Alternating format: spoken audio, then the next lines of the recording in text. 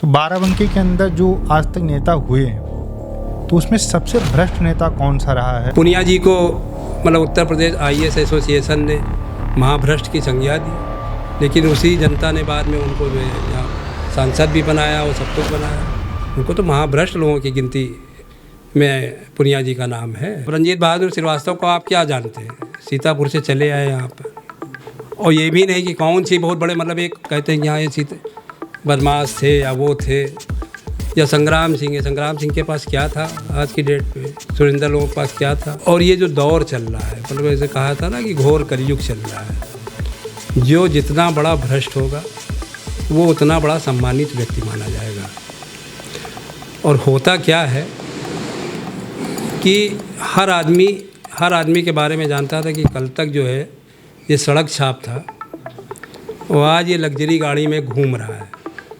तो इसके बाद पैसा कहाँ से आ गया? बाराबंकी के अंदर कौन सा ऐसा मामला आपने उजागर किया जो सबसे ज़्यादा पैसों का करप्शन का मामला रहा हो? 1990 में पीरबटावन मोहल्ले में था बाउली मंदिर, बहुत बड़े एरिया में बड़ा ऐतिहासिक मंदिर था। उसी के जो आप समझ लीजिए कि जो प्रबंधक लोग थे उन्होंने ही अष्टधातु की मूर्ति बेच डाली। एक श्री बड़ा ठाकुरद्वारा मंदिर था यहाँ पे, मतलब 300 वर्ष पुराना ठाकुरद्वारा था और करोड़ों रुपए की मतलब उसकी संपत्ति। उस मंदिर को 2006 में लोगों ने बेच दिया। मतलब एक नौशाद आलम चंदा था उसके हाथ में, फ्रंट को भेज दिया। 1 रुपया नहीं आज तक का उसके अंदर लगाया गया। और समाज में जो मतलब अपने को बहुत ही मतलब आरएसएस और बीजेपी और हिंदू धर्म का ठेकेदार और मंदिर वहीं बनाएंगे, वो लोग उसके अंदर शामिल हैं। 2006 में हमने उसकी आवाज़ उठाई थी, किसी हिंदू ने साथ नहीं दिया।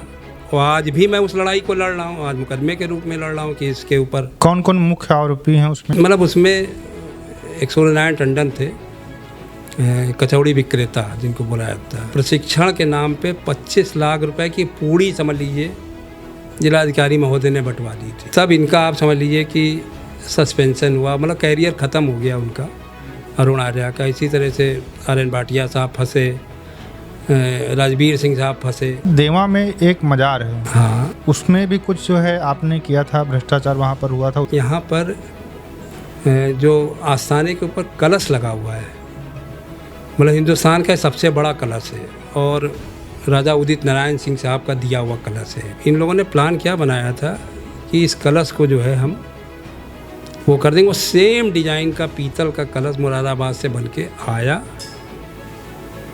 और यहाँ पर लगा दिया गया और उसको उतार लिया गया। नमस्कार दोस्तों, मेरा नाम अनुज धीमान। आज हमारे साथ में बाराबंकी की आप कहिए या फिर पूरे उत्तर प्रदेश या पूरे देश की एक बहुत बड़ी शख्सियत मौजूद हैं जिनका नाम है मनीष मल्होत्रा। एक साधारण आदमी जब भ्रष्टाचार को उजागर करने के ऊपर आ जाता है तो क्या कर सकता है, एक डीएम के साथ में क्या कर सकता है, इसके अलावा एक मुख्यमंत्री जो होते हैं उनकी मदद से किस तरीके से जो बड़े बड़े घोटाले होते हैं देश के अंदर उनका पर्दाफाश करता है एक साधारण सा व्यक्ति। मनीष जी, आपका बहुत बहुत स्वागत है। और आज हम लोग बात करेंगे जो आपने घोटाले और भ्रष्टाचार को लेकर काम किया है, जनमानस के लिए जो काम किया है उसको लेकर हम बात करेंगे। तो इसकी शुरुआत कहाँ से होती है? आपके मन में कैसा आता है कि भाई जो भ्रष्टाचार हो रहे हैं या जो गरीब लोग हैं इनके साथ जो अन्याय कर रहे हैं, अधिकारी हो गए, नेता हो गए, उनको लेकर काम किया जाए? धन्यवाद अनुज जी, आपने आज मुझको इस योग्य समझा कि अपने संघर्षों के बारे में मैं आपको बता सकूं। ऐसा है अनुज जी कि भ्रष्टाचार जो एक मतलब आज सबसे ज़्यादा जो व्यक्ति पीड़ित है वो भ्रष्टाचार के ही कारण पीड़ित है। वो भ्रष्टाचार चाहे जहाँ पर हो, चाहे एजुकेशन का भ्रष्टाचार हो, चाहे अस्पताल का भ्रष्टाचार हो, चाहे न्यायालय का भ्रष्टाचार हो। अब इसकी शुरुआत होती ये है कि असल में संस्कार तो हमको अपने माता पिता के कारण मिले। हमारे पिताजी जो थे गवर्नमेंट सर्विस में थे और हरिश्चंद्र मल्होत्रा नाम था उनका, और माताजी जो हैं वो भी बहुत ही संघर्षशील महिला रही हैं। 1972 में आप ये समझ लीजिए कि हमारे घर में प्रिंटिंग प्रेस था और कोई महिला, अब तो महिलाएं काम करने लगी, लेकिन 1972 में जब उन्होंने प्रिंटिंग प्रेस लगाया गया था तो एक बहुत बड़ी बात मानी जाती थी। उनको भी बड़ा संघर्ष करना पड़ा, मतलब आप समझ लीजिए उस समय लोन वोन लिया था, तो एक बार उनसे उनकी भिड़ंत इंदिरा गांधी से भी हो गई थी। पिताजी हमारे प्लानिंग एक डिपार्टमेंट था। अपने जीवन में बहुत से लोगों को उन्होंने मतलब वो किया, मतलब इतना वो था, जैसा उनका नाम था वैसे ही उन्होंने अपने जीवन को बहुत साधारण ज़िंदगी जीने के बाद, अधिकारी कहते थे कि मल्होत्रा जी आप खाली तनख्वाह लेने आया करिए, आप ऑफिस ना आया करिए। तो वही संस्कार हमको भी मिले। लोगों के दुख दर्द करने के लिए मैं अधिकारियों से लड़ गया, बड़े बड़े लोगों के लिए। इसी तरह से शुरुआत असल में देश में एक योजना चलती थी एक समय में, साक्षरता मिशन। तो साक्षरता मिशन जो थी उसका नाम भी था ऑपरेशन ब्लैक बोर्ड की, जो क्योंकि जो ज़िले थे, बहुत से ज़िले थे इतने मतलब साक्षरता में पीछे थे, तो उस पर भारत सरकार की एक योजना चलती थी। तो जिलाधिकारी उसका अध्यक्ष होता था, एक प्रौढ़ शिक्षा अधिकारी एक पोस्ट थी, तो सचिव होता था। तो क्योंकि हम पत्रकार भी एक हिसाब से रहे, एक पत्रिका थी राजधर्म पत्रिका, और पांचजन्य पेपर आरएसएस का ही था, उससे भी जुड़े हुए थे। तो मतलब मंत्रियों से भी हमारा वो था। तो एक जो योजना चल रही थी, ज़िले ज़िले में जो भ्रष्टाचार चल रहा था वो हर ज़िले में चल रहा था। डीएम क्योंकि उसका अध्यक्ष होता था, और सचिव जो होता था प्रौढ़ शिक्षा अधिकारी होता था, और बेसिक शिक्षा अधिकारी जो होती थी वो भी मतलब एक कमेटी की मेंबर होती थी। तो बाराबंकी में एक बहुत बड़ा घोटाला उस समय हुआ था, ये 97 की बात है। तो यहाँ पर अरुण आर्या जिलाधिकारी थे। तो हमको जानकारी हुई अपने स्रोतों से, फिर इसमें हमने रिसर्च किया कि कहाँ कहाँ पे क्या हो रहा। पूरे प्रदेश का यही हाल था। तो भदोई में डीएम थे, वो क्या कहते हैं कि यहाँ हरदोई के बारे में पता है तो भाटिया साहब वो थे, आर.एन. भाटिया साहब थे, और भदोई के राजवीर सिंह भी थे। तो इसी तरह से हमने फिर शासन में जब बताया तो शासन ने मतलब रविंद्र शुक्ला जी एक शिक्षा मंत्री थे, उस समय स्वतंत्र प्रभार थे, और बहुत ही तेज झांसी से विधायक होते थे वो। तो क्योंकि हम राजधर्म पत्रिका से भी जुड़े हुए थे और हमारा ऑफिस भी जहाँ पर था, तो वहाँ पे सारे मंत्रियों का आना जाना, तो हमारा संपर्क तो सबसे था ही। फिर हमारी नियुक्ति हो गई, शासन ने नियुक्ति कर दी, जो हमने सारे तथ्यों के साथ वो किया। तो हमको ये पावर दे दी गई, मतलब जो सचिव बेसिक शिक्षा थे, तो हमको एक पोस्ट क्रिएट की गई कि हम ज़िलों में छापे डालने जाते थे। एक कमेटी बनती थी डीएम और सारे लोगों की, फिर जगह जगह गोपनीय तरीके से छापे पड़ते थे। तो उसमें बाराबंकी का भी घोटाला था, और 2.5 करोड़ रुपए का घोटाला उस समय था 1997 में। और डीएम के खिलाफ मतलब पूरे सब वो थे, सीडीओ काशी प्रसाद थे यहाँ पे, नफीस फातिमा जो थी उस समय प्रौढ़ शिक्षा अधिकारी थी। तो 2.5 करोड़ रुपए का घोटाला वो पकड़ा गया था उस समय। उसमें हुआ क्या था कि प्रशिक्षण के नाम पे 25 लाख रुपए की पूड़ी समझ लीजिए जिलाधिकारी महोदय ने बंटवा दी थी। तो वो फिर यहाँ ये स्टेडियम के बगल में प्रौढ़ शिक्षा का कार्यालय था। जिलाधिकारी महोदय उस समय थे यहाँ पे, सीताराम जी थे, और उदयवीर सिंह यादव एसडीएम थे। तो ये पूरी एक कमेटी बनी, फिर एकदम से छापा डाला गया। छापा डालने के बाद सारे अभिलेख सील हुए, शासन स्तर पे फिर जांच हुई, जो ऑडिट हुआ उसमें भी हमको शामिल किया गया। तो बहुत बड़ी लड़ाई थी वो। इसी प्रकार से फिर वो धीरे धीरे कई ज़िलों में, हरदोई का था, भदोई का था। तो जब सारे ज़िलों में ये सब साक्षरता का जो एक बहुत महत्वाकांक्षी योजना थी बच्चों को शिक्षित करने वाली, तो हर ज़िले में जब ये सारे मामले वो अधिकारी ही फंसने लगे इसके अंदर, तो फिर भारत सरकार को इस योजना को बंद करना पड़ा। बाराबंकी के इस समय जो डीएम थे वो फंसे थे, सीडीओ फंसे हाँ, थे अरुण कुछ, आर्या। क्योंकि मैंने जो रिसर्च की उसमें तो पता चला कि वो सस्पेंड भी हो गए थे। ऐसा हुआ था कि जब ये घोटाला खुला था तो ये उनका ट्रांसफ़र यहाँ हो चुका था, उन्नाव के डीएम बन गए थे वो। और क्योंकि बहुत तेज़ डीएम माने जाते थे और बड़े ईमानदार कट्टर, लेकिन अब होता यही है कि जब मामले खुलते हैं तब पता चलता है कि कौन आदमी ईमानदार है, कौन आदमी भ्रष्ट है। तो उसके बाद फिर ये जो है फाइल को दबाया भी गया। तो हम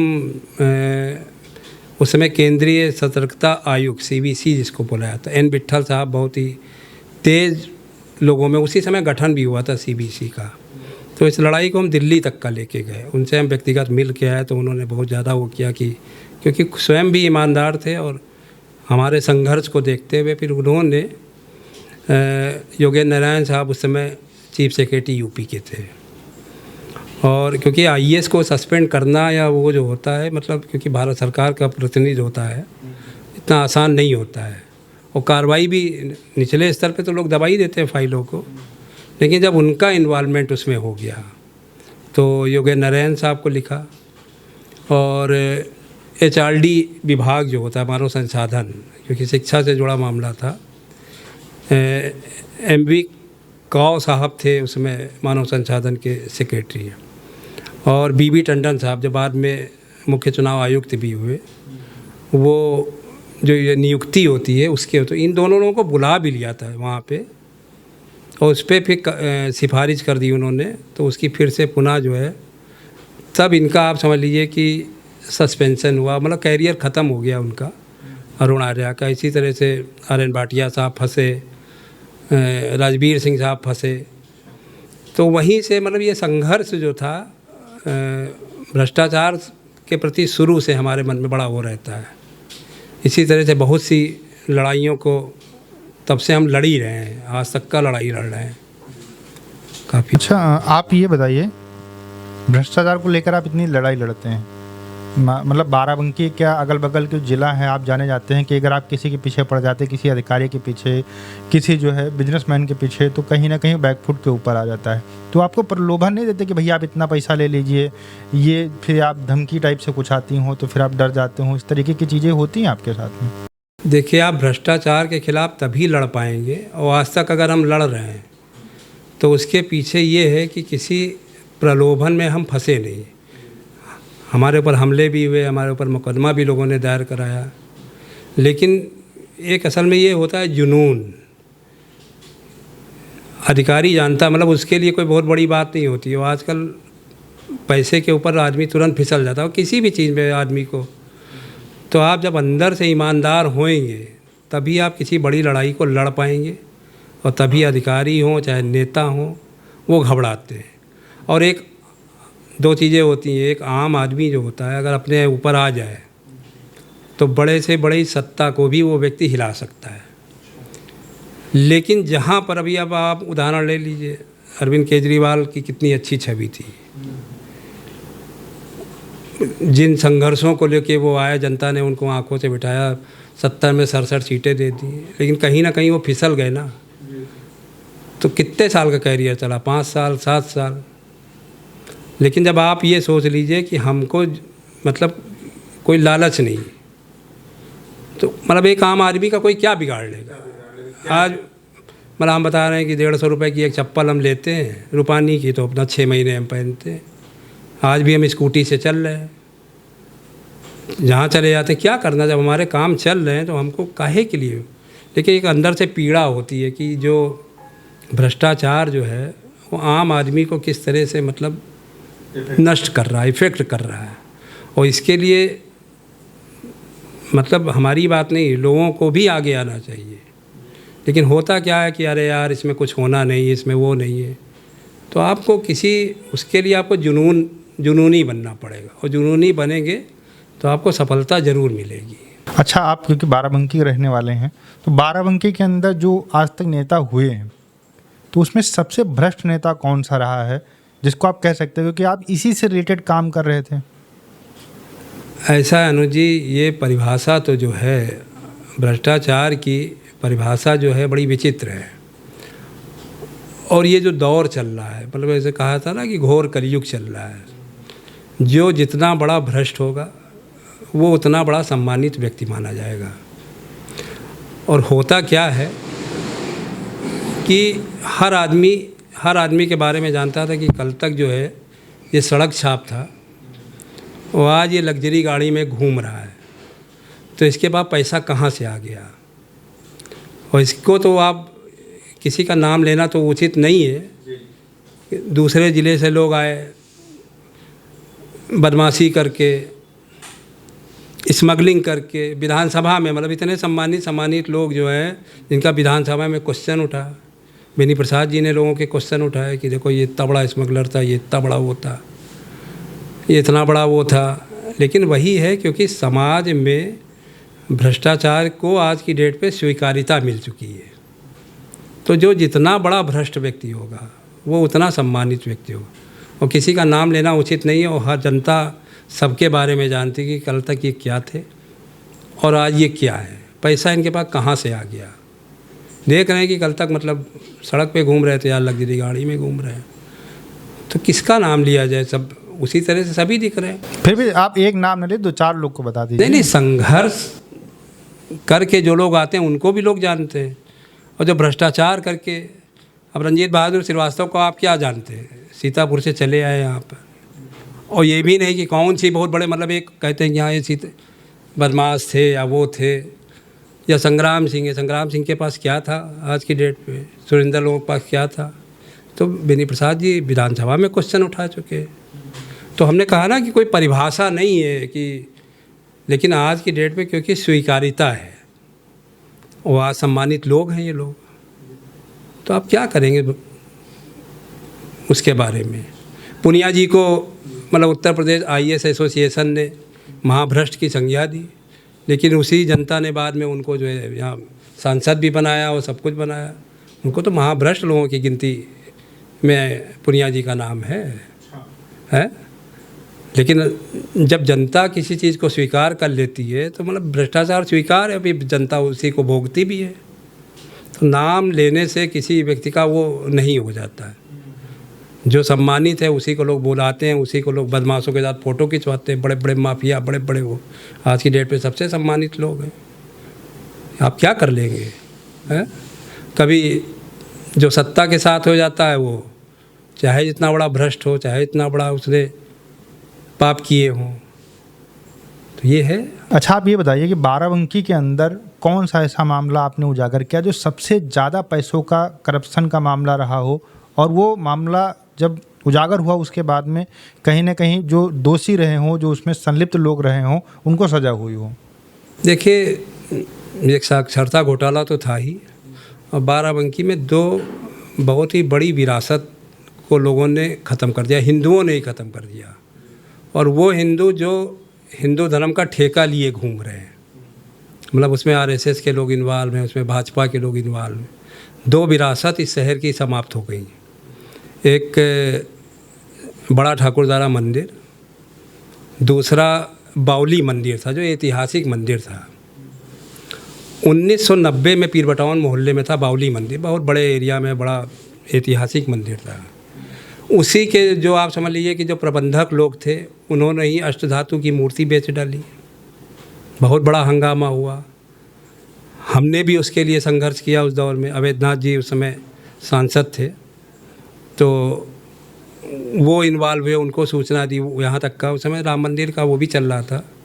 और एक श्री बड़ा ठाकुरद्वारा मंदिर था यहाँ पे, मतलब 300 वर्ष पुराना ठाकुरद्वारा था, और करोड़ों रुपए की मतलब उसकी संपत्ति। उस मंदिर को 2006 में लोगों ने बेच दिया। मतलब एक नौशाद आलम चंदा था उसके हाथ में, फ्रंट को भेज दिया। 1 रुपया नहीं आज तक का उसके अंदर लगाया गया। और समाज में जो मतलब अपने को बहुत ही मतलब RSS और BJP और हिंदू धर्म का ठेकेदार और मंदिर वहीं बनाएंगे, वो लोग उसके अंदर शामिल हैं। 2006 में हमने उसकी आवाज़ उठाई थी, किसी हिंदू ने साथ नहीं दिया।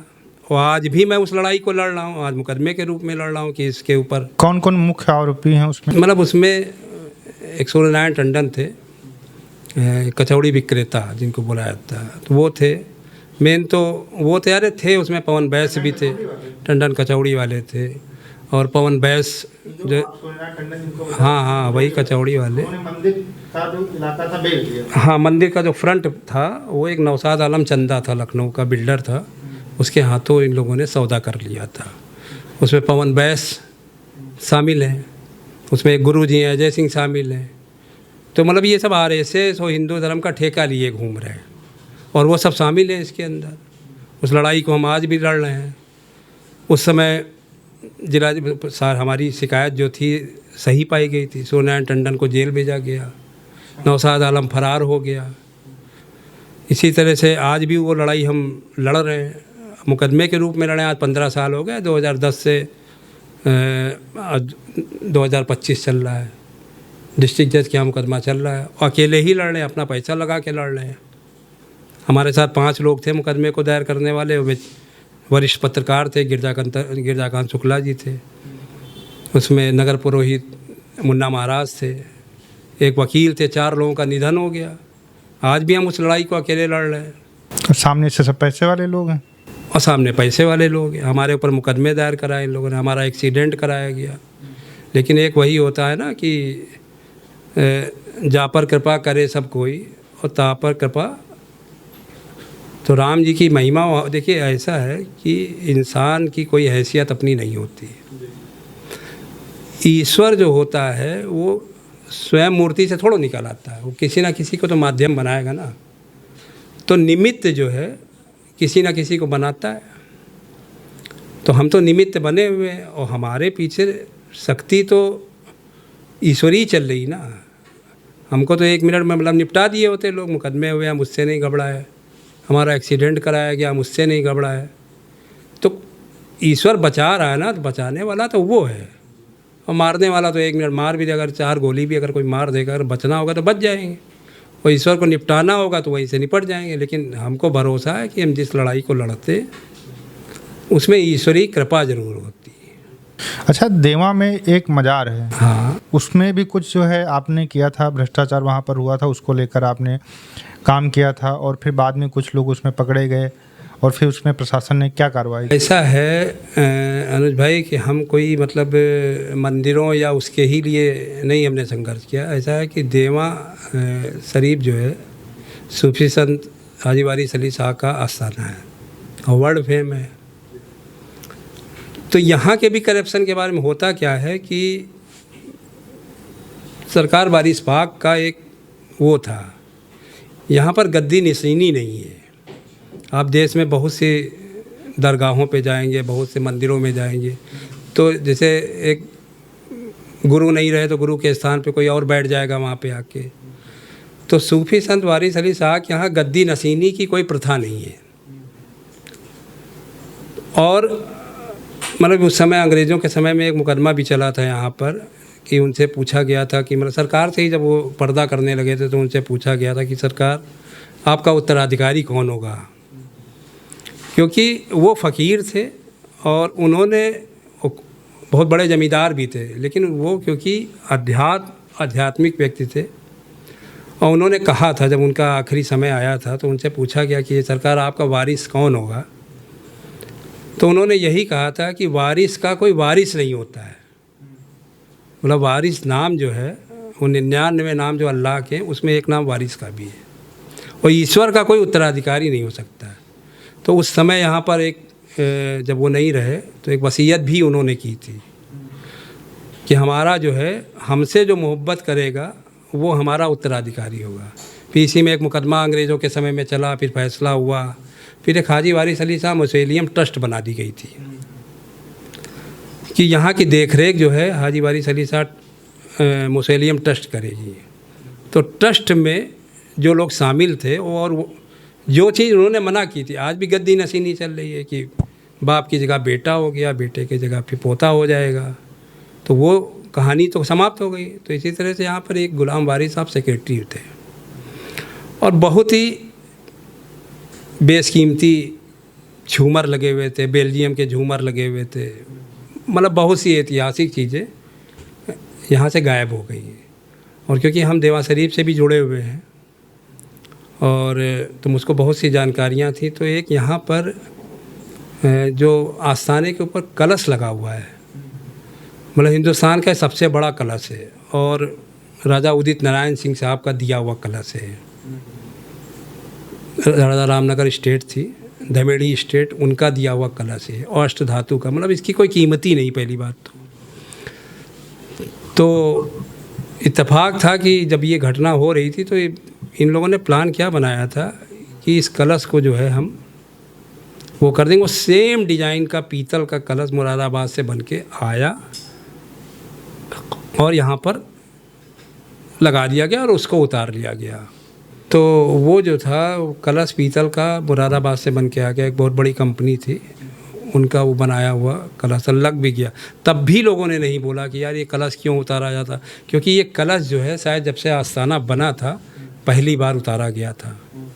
तब भी लोगों के होता क्या है कि जब लोगों के मन में ये हो जाता है कि हमसे क्या मतलब है, भ्रष्टाचार बढ़ता क्यों है, जब आदमी का हो जाता है यार हमें हमसे क्या मतलब है यार, जब कलश कभी नहीं उतारा गया तो क्यों उतारा गया कलश। अब प्रश्न यही आना चाहिए। और दूसरा कलश लग भी गया तो इत्तेफाक से भाई हमने बताया ना कि ईश्वर निमित्त बनाता है, तो सरकार वारिस पाक की भी कृपा हमारे ऊपर है। इत्तेफाक से हम पहुंच गए थे। लोगों ने असल में कोई किसी से बुराई भी नहीं लेना चाहता, कोई दुश्मनी भी नहीं लेना चाहता। इत्तेफाक से हम भी वहाँ पहुँच गए जिस दिन ये कलश जाने वाला था। तो हमने उस समय जो डीएम थी मिनिस्ट्री है उनको पूरी बात बताई, उन लोगों से पूछा और सेम सारी चीज़ें। तो उन्होंने अनिल कुमार सिंह यहाँ एसडीएम थे, मतलब गंभीर मामला था, मतलब छोटा मोटा मामला नहीं था। तो उन्होंने तत्काल मतलब हमारी जो एप्लीकेशन थी उसके ऊपर तुरंत उन्होंने अनिल कुमार सिंह को निर्देशित किया कि आप मौके पर जाइए। फिर सारी वार्ता हुई। तो फिर वो जो कलश बाहर जाने वाला था पालिश के नाम पर, सोने की पालिश के नाम पर, तो यहीं आस्थाने में एक कमरे में जो एसडीएम अनिल कुमार सिंह साहब थे उनकी देख रेख में वो पालिश हुई, तब वो कलश बच पाया। तो ये भी मतलब एक कृपा का ही मामला है। कि वो होता क्या है कि लोग चाहते तो हैं कि यार इसके खिलाफ़ कार्रवाई हो जाए, उसके खिलाफ़ कार्रवाई, लेकिन अंदर से उनको डर भी लगता है, कोई किसी से बुराई नहीं लेना चाहता। तो कौन कौन इसमें शामिल था, मतलब जो वहाँ के लोग थे? नहीं, आस्थाना कमेटी ही उस समय शामिल थी। उसके अंदर कौन था प्रमुख उस समय? उस समय गुलाम बारी साहब सेक्रेटरी थे और वही पूरा वो सब कुछ वो करते थे। उसका अब तो नहीं है, वो का निधन हो गया। तो उन्होंने ही ये घोटाला करने को? हाँ, अरे उसमें बहुत से घोटाला। देखिए जब घोटाला होता क्या है कि जब एक गद्दी नशीनी का कोई मामला नहीं, आज भी जो पोस्टर मेले का छपता उसमें लिखा जाता है कि यहाँ गद्दी नशीनी नहीं, यहाँ पे ट्रस्ट सारी संचालन करती। इतना रुपया आ रहा है, इतना रुपया कहाँ जा रहा है? यही मंदिरों का हाल है, यही बड़े बड़े मठों का हाल है, यही मज़ारों का हाल है। वो पैसा जो आ रहा है कम से कम जनता के तो उपयोग में होना चाहिए। अच्छा मनीष जी, आपके नेपाल से क्या संबंध रहे हैं? क्योंकि जब नेपाल के राजा की वहाँ पर हत्या हुई थी उसके बाद में आपने बाराबंकी के अंदर एक तरोही की थी और उसमें काफ़ी लोग शामिल हुए थे। तो क्या ऐसा संबंध है जिसकी वजह से आप उनके ख़ानदान के हैं, परिवार के हैं, या क्या संबंध है जिसकी वजह से आपने यहाँ पर तरोही की थी? ऐसा है कि अरुण जी हमने बताया ना कि हम पत्रकारिता भी हमने की है, पांचजन्य के लिए और राष्ट्र धर्म के लिए। और 89 में हम राष्ट्र धर्म प्रकाशन से जुड़े थे।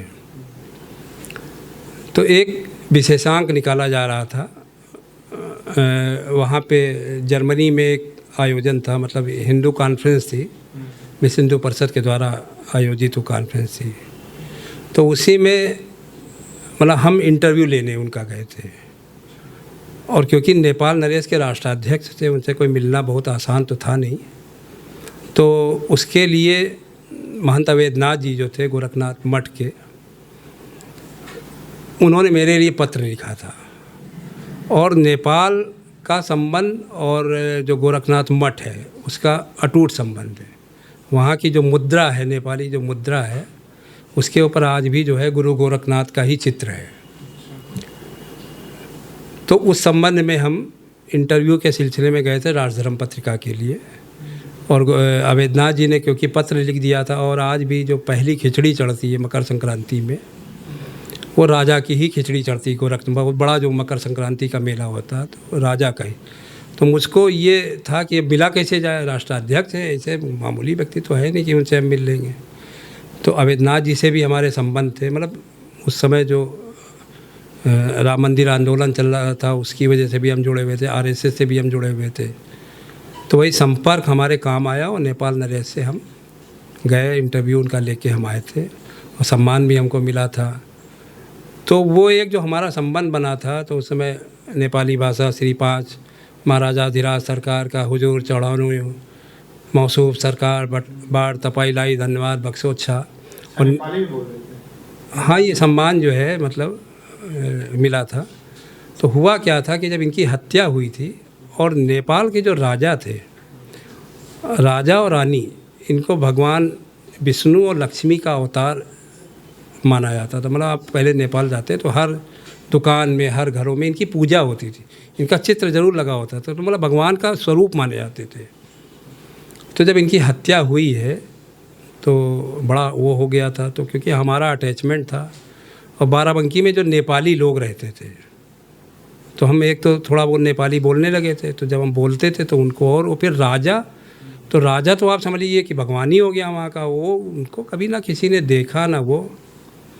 तो उसकी वजह से फिर हमने यहाँ नागेश्वर नाथ में मतलब सारे नेपाली जितने थे पूरे ज़िले के उनको इकट्ठा किया था। फिर हमने उनका पूरा 13वीं का कार्यक्रम किया सब लोगों ने, मतलब 10वां 13वीं जो होता है वो हमने किया। उस समय माओवाद आंदोलन भी चल रहा था वहाँ पे, तो IB भी हमारे पीछे लग गई थी कि यहाँ हिंदुस्तान में कौन पैदा हो गया, इनका रिश्तेदार। तो ये था, इसी तरह का अटैचमेंट था हमारा उनसे। मनीष जी, बाराबंकी के अंदर डिकोरिया कांड क्या था? क्योंकि उस समय जब हुआ था ये, मुझे लगता है 1997 के आसपास, हाँ ये मुझे सही से याद हाँ, है, उसी जो मैंने के- पढ़ा था। जी जी जी। तो ये जो घटना हुई थी इसका बाराबंकी के अंदर क्या इफेक्ट पड़ा था, और उसके बाद में भारत सरकार की तरफ से या उत्तर प्रदेश सरकार की तरफ से कुछ निर्णय लिए गए थे जिसमें आपका योगदान रहा? ऐसा था कि ये जो डिकोलिया कांड हुआ था ये जातीय संघर्ष का एक बहुत बड़ा हुआ था, जिंदा लोग जला दिए गए थे उसमें। कौन कौन सा जात के बीच में हुआ था? मतलब जातियाँ थी, यही पिछड़ी जातियाँ थी इसके अंदर। तो बहुत बड़ा मतलब ये देश का एक वो बना था। तो हुआ क्या था कि पहले जो पोस्टमार्टम होता था वो पुलिस लाइन के अंदर होता था, और पुलिस लाइन में जहाँ पर पोस्टमार्टम होता था, यहाँ बाराबंकी का जो पोस्टमार्टम हाउस था, तो और खुले में होता था, और उसी में कॉलोनी भी थी, उसी जगह पे सब लोग रहते भी थे। तो जब डिकोलिया कांड हुआ था तो किस तरह से लाशों का मतलब किस तरह से लाई गई थी और किस तरह से बाद में उनको भेजा गया था, तो उस समय हमारा बड़ा मन व्यथित हुआ था। और एक तो पुलिस लाइन में, और फिर पुलिस लाइन में जो सिपाही लोग थे उनका भी बड़ा एक अंदर से वो था कि यहीं पे पोस्टमार्टम हो रहा और खुले में पोस्टमार्टम हो रहा। तो इसके लिए भी हमने उस समय आवाज़ उठाई थी। तो उस समय रमापति शास्त्री स्वास्थ्य मंत्री थे, मतलब मंत्रियों से तो सरकार में तो हमारा आना जाना था ही। तो उस समय हमने ये प्रयास किया था कि पोस्टमार्टम हाउस जो है पुलिस लाइन से हट के बनाया जाए। तो ये भी एक शासन का निर्णय था कि बाराबंकी में भी पोस्टमार्टम हाउस अलग बनाया गया। तो ये भी एक सफलता थी।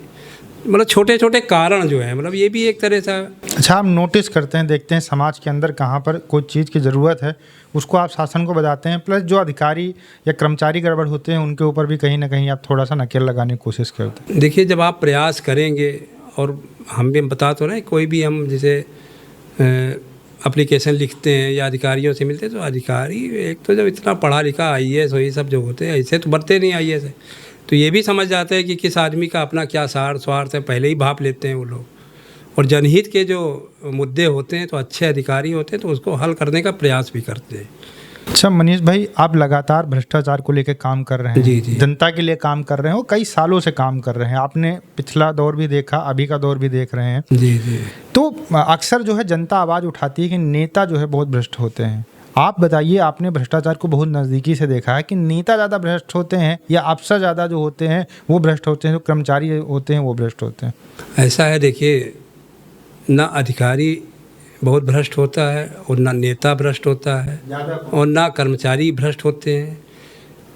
मतलब एक कैटेगरी हमने आपको बताया कि जो एक ये जो दौर चल रहा है जिसको कहा जाता है कि जब आदमी मनी माइंडेड हो जाता है, पैसे को ही सब कुछ समझने लगता। ईमानदार लोग भी हैं, ईमानदार लोग अगर ना हो तो आप समझ लीजिए जो बड़े बड़े घोटाले खुलते हैं, बड़े बड़े वो होते हैं, वो कैसे खुल जाएंगे। आज नरेंद्र मोदी हैं जैसे, उनके ऊपर आप भ्रष्टाचार का कोई आरोप नहीं लगा सकते। लगाते हैं लोग, लेकिन खुलना भी तो चाहिए, कभी ना कभी तो आदमी बदनाम होएगा ही। योगी जी के ऊपर आप लगा दिए दुनिया के आरोप, लेकिन वो ईमानदार व्यक्ति है। तो इसी तरह से हाँ, बाकी जो होता क्या है, ये एक पूरा कॉकटेल है। उसमें नेता शामिल हैं, उसमें अधिकारी शामिल हैं, उसमें पत्रकार शामिल हैं, उसके अंदर कर्मचारी शामिल हैं। तो इनका भी गठजोड़ बन जाता है, लेकिन इनका भी गठजोड़ टूटता है। अगर कोई ईमानदार आदमी अगर पीछे किसी के लग जाता है तो कितना भी बड़ा हो, चाहे मंत्री हो, चाहे अधिकारी हो, चाहे पत्रकार हो, उसको सज़ा मिलती ज़रूर है।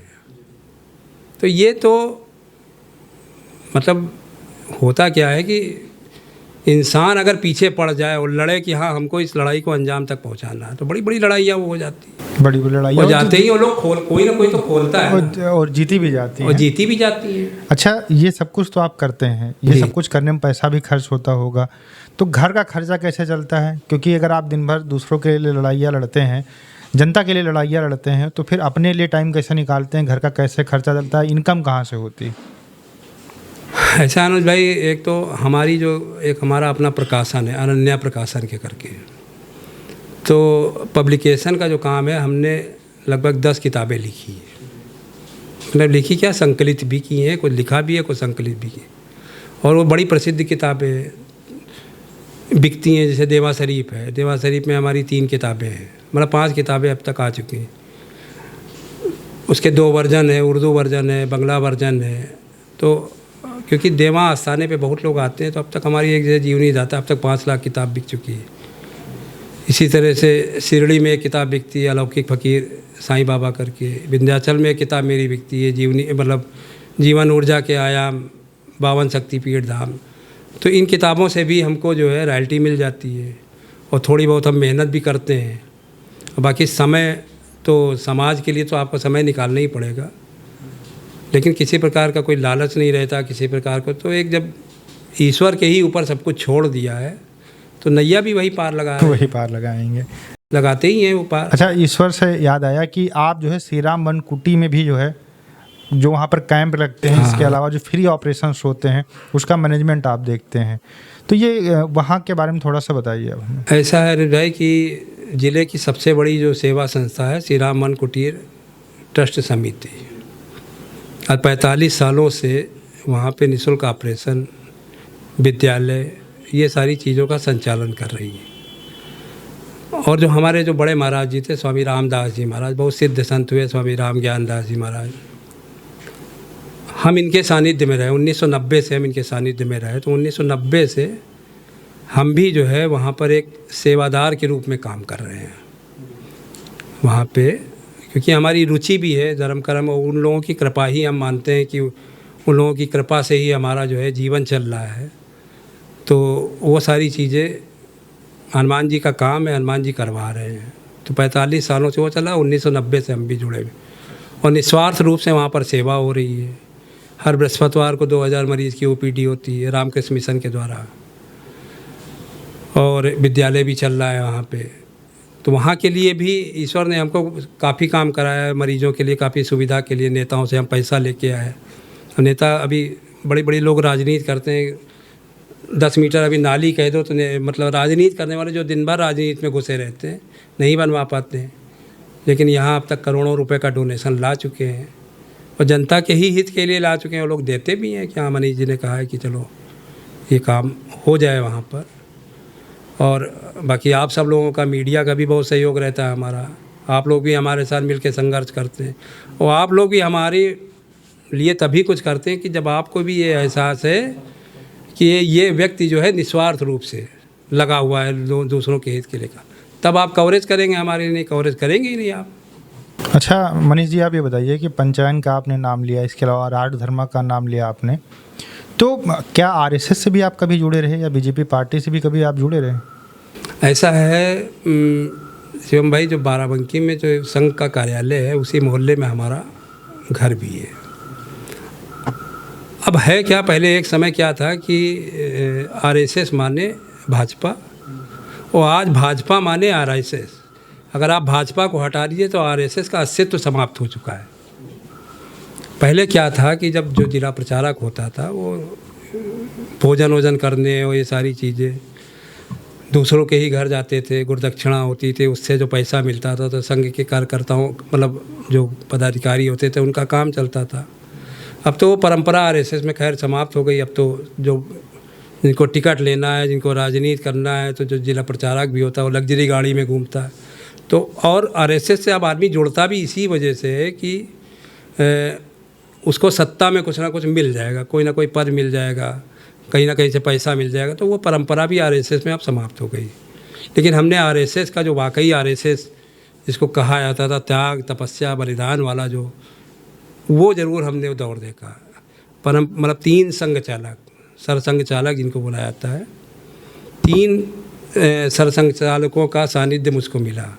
परम पूज्य बाला साहब देवरस का, रज्जू भैया का और माननीय सुदर्शन जी का, 3 सरसंघ चालक लोगों का मुझको सानिध्य जरूर मिला है। और मिला ये क्योंकि जो संस्कृति भवन थी राजधर्म प्रकाशन, हम वहीं रहते ही थे, और वो बगल में भारतीय भवन है जो उत्तर प्रदेश का जो आरएसएस का मुख्यालय है, वो एक ही बिल्डिंग है दीनदयाल उपाध्याय की बनवाई हुई। तो हम क्योंकि वहाँ पर रहे 14-15 साल और उसके लिए काम किया, तो हमारा संपर्क इन कारणों से भी था। और दिल्ली हम जाते थे तो जो आरएसएस का मुख्यालय झंडेवालान, वहीं पर हम रुकते भी थे जाके। तो सरसंघ चालक का एक नागपुर केंद्र है और एक ये दिल्ली, इस वजह से भी हमको सानिध्य मिला। और नेता लोग जो हमको जान गए, क्योंकि जब सरसंघ चालक जान रहे थे, संघ के बड़े बड़े प्रचारक जान रहे थे, तो उनसे मतलब हमारा वो हो गया। हमने राजधर्म और पांचजन के लिए बहुत बड़े बड़े लोगों के इंटरव्यू किए, विज्ञापन लेके मैं आया उन लोगों के लिए। भैरव सिंह शेखावत जी राजस्थान के मुख्यमंत्री थे, उनका इंटरव्यू मैंने लिया। शांता कुमार जी हिमाचल के मुख्यमंत्री थे। सुंदर लाल पटवा मध्य प्रदेश के मुख्यमंत्री थे। उमा भारती जी के यहाँ मुझको बहुत मानती थी, क्योंकि राम मंदिर आंदोलन से भी हम जुड़े रहे, और संघ शिक्षा वर्ग भी हमने किया है। तो ये सारी चीज़ें मतलब आरएसएस के जुड़े होने की वजह से मुझको लोग जानते थे, और उसके लिए मैंने काम भी किया। एक बहुत बड़ा प्रकरण था 1900 जब ये इमरजेंसी लगी है, तो पहले जो ये आरएसएस के ये 3-4 पत्र थे, तरुण भारत, राष्ट्रधर्म, स्वदेश पेपर और पांचजन। तो पांचजन का केंद्र भी पहले लखनऊ था, बाद में दिल्ली हो गया था। आरएसएस का जो मुख्यालय झंडेवालान वहीं से प्रकाशित होता है। तो हमारे ऊपर असल में एक वचनेश त्रिपाठी जी हुए, संपादक रहे इसके पांचजन के और राष्ट्रधर्म के, और पहले संपादक तो अटल बिहारी वाजपेयी थे।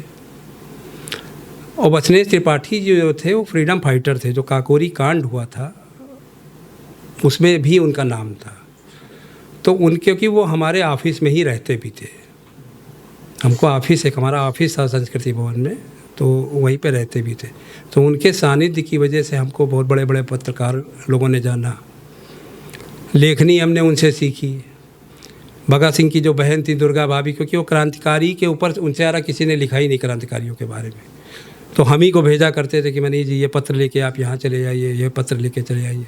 तो उनका सानिध्य भी मिला फ्री, और उनके कारण भी, क्योंकि वो स्वयं क्रांतिकारी रहे वाकई, जिसको क्रांतिकारी कहा था, उनका भी तो एक क्रांतिकारी विचार जो हमारे अंदर पोषित हुए वो रहा। एक डॉक्टर योगेश प्रवीण जी हुए, इतिहासविद लखनऊ के बोले जाते थे, उनका भी सानिध्य हमको मिला। तो हमने उन साहित्यकारों के बीच में रह के लिखना पढ़ना थोड़ा बहुत सीख लिया।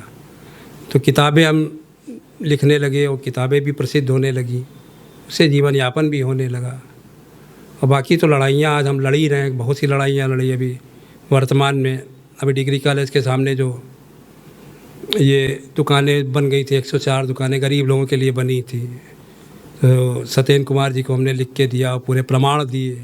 तो वर्तमान जो डीएम साहब हैं उनकी नज़र पड़ी, तो सारी दुकानें वो उखाड़ी गई। रेलवे स्टेशन जो अभी ये 3 साल से बन रहा है, उसके बारे में हमने लिखा प्रधानमंत्री जी को, तो उसका प्रधानमंत्री जी ने संज्ञान लिया। वहाँ से इंक्वायरी सेटअप हुई। इतनी बड़ी बिल्डिंग बन रही थी, लकड़ी की बल्ली पर स्लेब डाले दिए दे रहे थे, कई जगह पे गिर गई बड़ी बड़ी स्लेब पे, उस पर कार्रवाई हुई। लोहे का वो लगा के सट्टी गट्टी लगा, वो काम हो रहा। रेलवे पुल के लिए हमने संघर्ष किया। अभी जो शहर की एक बहुत बड़ी एक समस्या थी वो सट्टी बाज़ार, उसके लिए हम हाई कोर्ट तक का गए, अपना पैसा लगा के गए हाई कोर्ट। सत्येंद्र कुमार जी ने उसका निर्धारण कर दिया था। पहली बार यह था कि 1 महीने बाज़ार समझिए नहीं लगी, उसकी सीमांकन कर दिया गया था। लेकिन फिर स्वार्थी लोग जो है उसमें इन्वॉल्व हो गए, फिर बाज़ार जहाँ पर थी वहीं पर लगने लगी। अच्छा, आप ये बताइए कि आप आरएसएस से जुड़े रहे, अगर देखा जाए तो जो पुराने नेता थे, पुराने लोग जो थे आरएसएस से जुड़े थे, आज बहुत बड़े बड़े पदों के ऊपर हैं, कोई मंत्री है, कोई विधायक है, तो आपके मन में कभी नहीं आया कि आपको भी राजनीति ज्वाइन करना चाहिए? ऐसा अनुज जी कि एक होता है विरागी मन, तो जब आप अच्छे संतों से आप जुड़ जाएंगे, मतलब जिन्होंने त्याग करके समाज के लिए कुछ किया है, तो उनका असर आपके ऊपर ज़रूर आ जाएगा। तो हमको, हमारा तो ये सौभाग्य रहा ईश्वर की कृपा से कि हम बहुत अच्छे संतों के बीच में रहे, मतलब जिनको वीतरागी बोला जाता है, उनको मोह माया वाकई मोह माया नहीं है। तो मोह माया और ये सारी चीज़ें समाप्त हो गई हैं।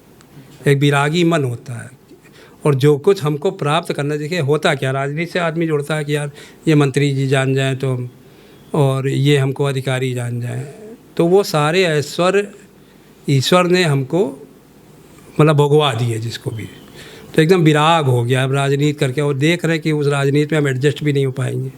और बड़े बड़े नेता, आज हम आपको बताए, नेता इससे हमारे बहुत अच्छे संबंध रहे। ब्रजभूषण शरण सिंह थे, आप समझ लीजिए हमारे संबंध उनसे रहे, 97 से संबंध रहे उनसे, हम काम भी करते थे। एक बार हमने कहा तो उन्होंने हमसे स्वयं कहा कि मनीष जी आप एडजस्ट नहीं हो पाएंगे, कि ये जो कहानी है कि ना आप एडजस्ट ही नहीं हो पाएंगे, आप हर जगह मतलब आप लाठी करेंगे। तो हमारा भी राजनीति से हमारा एकदम मन जो है एकदम वो हो गया। बाकी अध्यात्म का वो है, ईश्वर जो करा रहा है, जब तक जीवन है तब तक कर रहे हैं। और यही है अपना कि लोगों को लाभ होता रहे और समाज का कल्याण होता रहे। दोस्तों, ऐसे लोग अगर समाज के अंदर रहेंगे कि जो कमियां होती हैं उनको उजागर करेंगे और प्रशासन को उनको अवगत कराएंगे, तो जाहिर सी बात है भैया कार्रवाई ज़रूर होती है। इसका प्रमाण है मनीष जी। मनीष जी, आप ऐसे ही काम करते रहिए समाज के लिए और हमारे देश के लिए और हमारे बाराबंकी ज़िले के लिए। आपका बहुत बहुत धन्यवाद जो आप हमारे शो में आए। बहुत बहुत धन्यवाद अनुज जी, आपने बुलाया और संघर्षों को वो हुआ। हम तो यही चाहते हैं कि चलिए हम तो जितने दिन हैं यही हैं, लोग और समाज के अंदर लोग आवें और जो कमियां हैं उसको प्रशासन के आगे, सरकार के सामने बताते रहें। जी, हमने अभी कहा भी, अभी लेटेस्ट का एक मामला था, अभी वर्तमान डीएम साहब से कहा, हमने कहा कि जनता में आक्रोश तभी पैदा होता है कि जब सरकार की सही से नीतियां नहीं लागू होती हैं और गरीब की सुनी नहीं आती। तो खैर जो अच्छे अधिकारी होते सुनते भी हैं और प्रयास रहता है अपना। धन्यवाद।